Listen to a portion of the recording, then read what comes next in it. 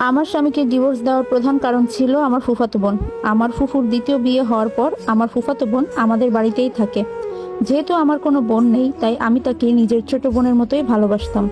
আমার সুখ দুঃখের সকল কথাই আমি তার সাথে শেয়ার করতাম। তার সাথে আমার জীবনের অনেকগুলো বছর একসাথে কাটিয়েছি। এক সময় আমার স্বামীকেও যে তার পছন্দ হয়ে যাবে, সেটা আমি কখনোই চিন্তা করতে পারিনি। ভালোবেসে বিয়ে করার 3 বছর পর আমি কনসিভ করি। এই 3 বছরের মধ্যে ইলা আমাদের বাড়িতে কয়েকবার এসেছে। ইলা আমার সেই ফুফাতো বোনের নাম, যার কথাটি আগেই বলেছিলাম। আমার স্বামী যখন বিভিন্ন কাজে প্রায় সময় বাড়ির বাইরে থাকতো, তখন প্রায় সময় ইলা আমাদের বাড়িতে এসে থাকতো। ইলার মায়ের দ্বিতীয় বিয়ে হওয়ার পর সে কখনোই তার বাবার কাছে ফিরে যায়নি। তার সম্পূর্ণ দায়িত্ব ছিল আমার বাবা মায়ের উপরে। তাই আমার যখনই খারাপ লাগতো, একা লাগতো, আমি বাবা মাকে বলে তাকে আমাদের বাড়িতে নিয়ে আসতাম। তবে খাল কেটে কুমির আনার বিষয়টি তখনও আমি বুঝতে পারিনি। আমার বেবি কনসিভ হওয়ার পর প্রথম 3 থেকে 4 মাস আমি ভালোই ছিলাম। তবে 5 মাস থেকে একটু সমস্যা হতে থাকে। শরীর অনেক বেশি দুর্বল হয়ে যায়, আর একা একা বসে থাকতে ভালো লাগে না।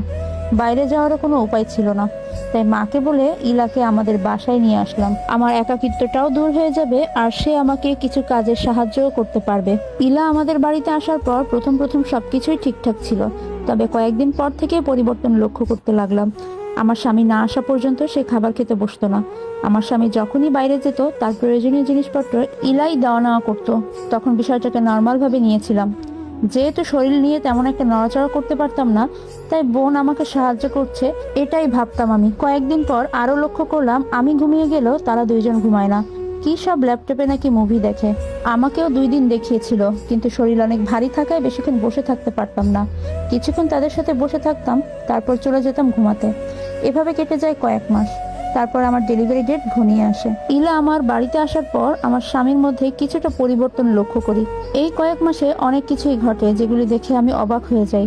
তবে এই সব কিছুই আমার মনের ভুল ভেবে সবকিছুই ভুলে যাই, কারণ ইলার বয়স অনেক অল্প, আর এই বয়সে একটু চঞ্চলতা থাকবে, এটাই স্বাভাবিক।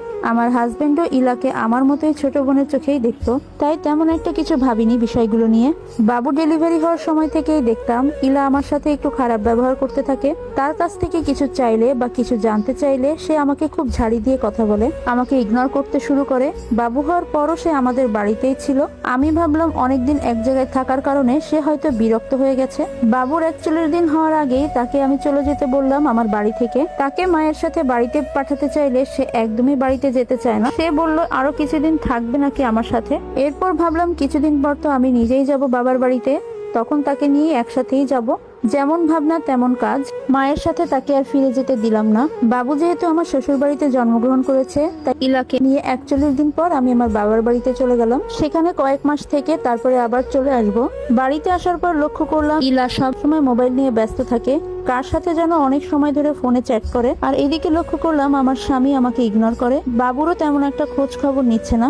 সে তার জীবনে অন্য একটি দুনিয়া তৈরি করেছে, যেখানে আমার আর বাবুর কোনো জায়গা নেই। তার এই অবহেলার কারণ জানতে চাইলে প্রায় 20-15 দিন সে আমার সাথে কোনো যোগাযোগ করে না। এরপর হঠাৎ করে একদিন আমার বাসায় একটা লেটার আসে, যেটা দেখার পর আমার পায়ের নিচের মাটি সরে গেছে। সে আমাকে সরাসরি ডিভোর্স লেটার পাঠিয়েছে। আমার সাথে সে সংসার করতে চায় না, অথবা সে এই বাবুকে নিতে চায় না। আমার স্বামীর জীবনে নতুন কারোর আগমন ঘটেছে, যে আমাকে বা আমার সন্তানকে কখনোই মেনে নিবে না।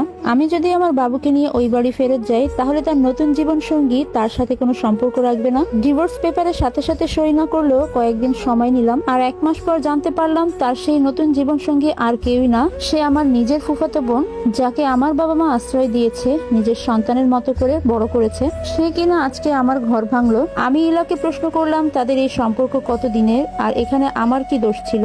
সে শুধু আমাকে ওই রাতগুলোর কথাই বলতো, যে রাতগুলোতে তারা বসে বসে দুজনে একসাথে মুভি দেখতো। এই কথাগুলো শুনে আমি আরো অবাক হয়ে যাই। কাকে বিশ্বাস করলাম আর কাকে আমি আমার বাড়িতে নিয়ে আসলাম। খাল কেটে কুমির আনার মতো অবস্থা।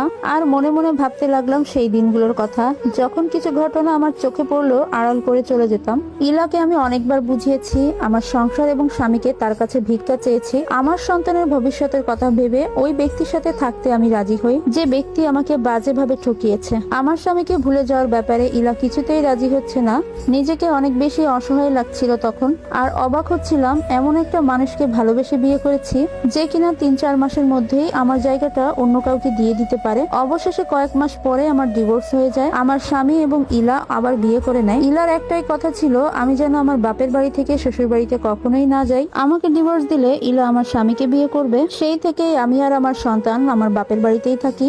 মাঝে মধ্যে ইলার কথা মনে হলে খুবই আফসোস হয়, কত আদর করেই না তাকে বড় করেছিলাম। আমার একাকিত্বকে সে কতটা ব্যবহার করেছে।